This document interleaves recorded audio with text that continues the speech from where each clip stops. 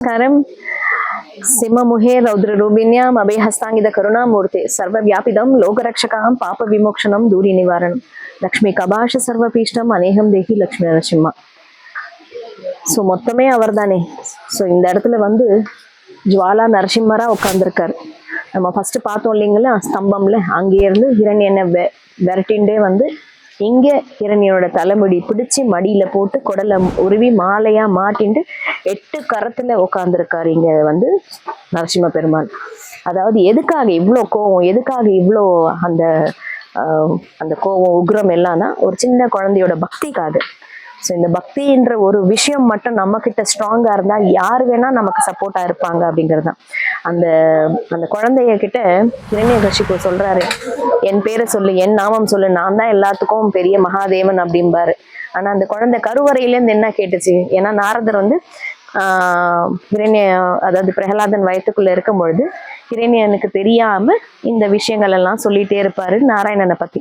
இத கருவுக்குள்ள இருந்தே கேட்டுட்டு வளர்ந்ததுனால நாராயணனோட பக்தியில மூழ்கி அந்த குழந்தை வளர வளர வளர ஃபுல்லாவே நரசிம்மரை பத்தி, நாராயணன் தான் உலகமே அவர் தான்ங்கிற மாதிரி அந்த பக்தியில அவ்வளவு அழுத்தமா இருந்ததுனால எத்தனையோ முறை அந்த குழந்தைய வந்து என்ன சொல்றாங்க, சாகடிக்க பாக்குறாங்க. மலையிலேயே இருந்து கீழே போடுறாரு, யானையால மிதிக்கிறாரு, கட்டிப்படி பண்றாங்க, எத்தனையோ விதமா விஷம் கொடுக்குறாங்க, என்ன பாம்பெல்லாம் ஒரு ரூம்குள்ள விட்டு அந்த குழந்தைய தனியா விடுறாங்க.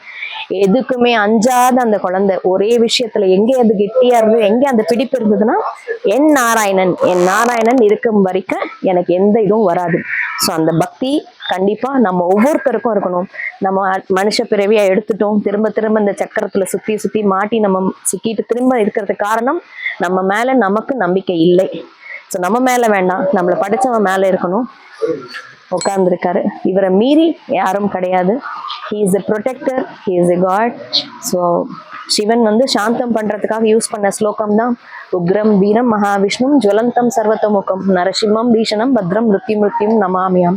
ஸோ அந்த உக்ரத்தை தனிச்சு எல்லாத்துக்கும் ஆறுதலை கொடுத்து இங்க வரவங்களுக்கெல்லாம் வரத்தை கேட்கிற வரத்தை கொடுப்பான்னு சொல்றது. அந்த பிரபஞ்சத்துக்கே நீ தான் சாட்சியா, அதாவது என்ன சொல்றது, சாந்த ஸ்வரூபம்னா இருந்து எல்லாருக்கும் ரக்ஷை பண்ணணும்னு சொல்றாங்க. அதன்படி பெருமாள் இங்க செவி சாய்ச்சிட்டு நிக்கிறாரு, நம்ம வருவோமா நம்ம கேட்போமான்னு.